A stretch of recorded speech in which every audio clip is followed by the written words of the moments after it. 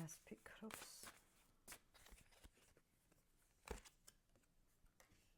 თქვენზე ფიქრობს. თქვენზე ფიქრობს როგორც ღირსეულ ადამიანზე, როგორც სასურველ ადამიანზე და თქვენ მას ჭირდებით.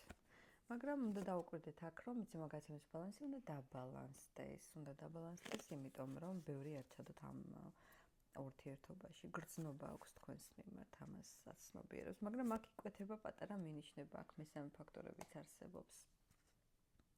და ეს მესამე ფაქტორები ძალიან აზიანებს თქვენს ურთიერთობას. კარგად დააკვირდით თუ ადამიანი იმედეს არდებს ურთიერთობაში, ყურადღება, ემოცია, მაშინ კარგად გაარკვიეთ მის ცხოვრებაში ვინმე ხო არსებობს ისეთი, ვინც წინააღმდეგია ან მერე იქნება წინააღმდეგი თუ გაიგებს ამ ყველაფერს. თუ უკვე იცით რომ მესამე ფაქტორებია, მაშინ ეს არის ყველაზე ძალიან დიდი მიზეზი, რატომაც შეიძლება თქვენ იყოთ უკმაყოფილო ამ ურთიერთობაში, მაგრამ თქვენზე ფიქრობს.